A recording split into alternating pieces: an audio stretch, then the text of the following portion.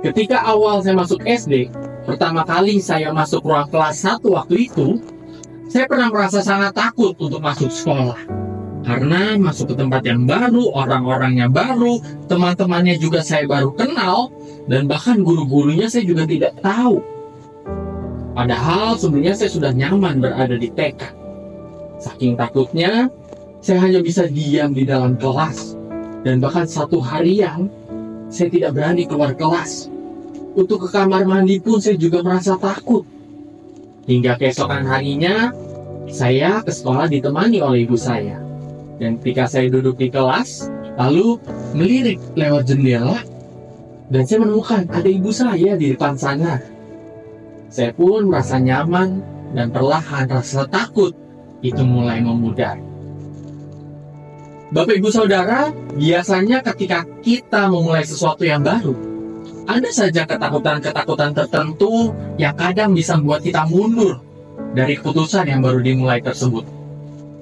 Butuh keberanian lebih dan motivasi yang mendasar, yang bisa membuat kita mampu untuk menjalani pilihan yang baru dimulai tersebut.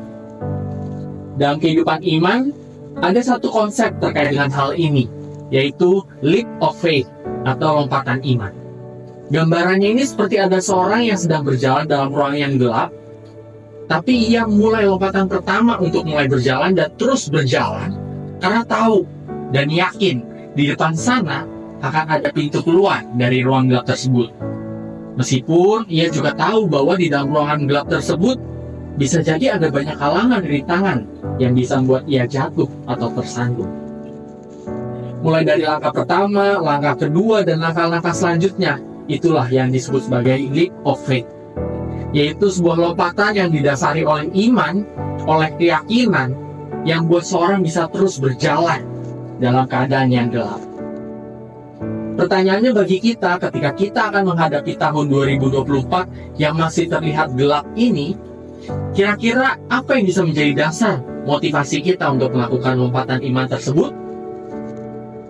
Yosua adalah contoh di Alkitab bagaimana seorang percaya melakukan lompatan iman.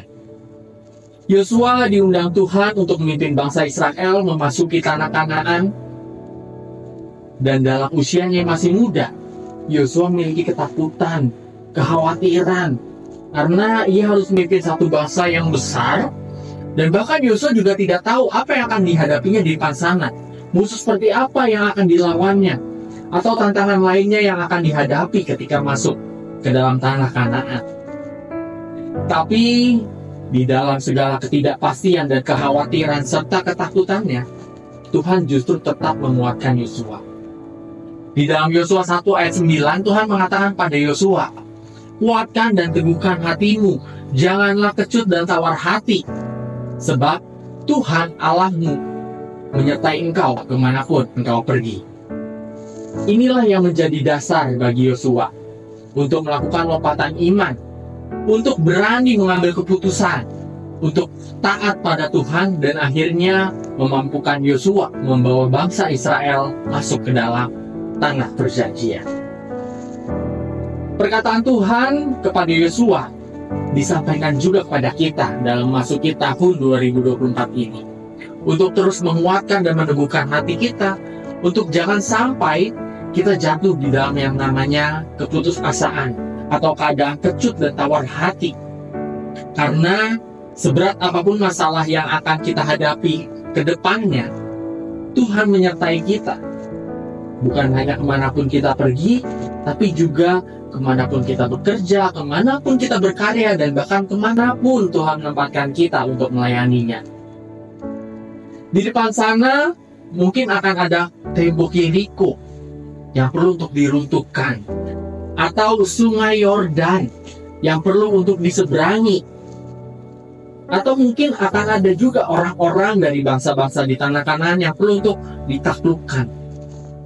Dan ketika kita terus berpegang pada iman bahwa di setiap langkah kita selalu ada penyertaan Tuhan untuk melalui tahun 2024 yang masih terlihat gelap ini, disitulah lompatan iman sedang wujud dalam kehidupan kita. Penyertaan Tuhan bisa menyata lewat berbagai bentuk data. Lewat firman yang mengingatkan, lewat peribadahan yang membangun kedekatan, lewat sesama yang senantiasa berirama, atau mungkin lewat pergumulan yang bawa iman jauh dari ketumpulan, atau mungkin lewat kesulitan yang mengingatkan akan kebangkitan, atau mungkin juga lewat duka di mana tangan Tuhan selalu terbuka. Itulah berbagai dasar lompatan iman di 2024 yang mungkin mengindahkan atau mungkin melahirkan kekhawatiran. Tuhan menyertai kita senantiasa menjalani tahun 2024.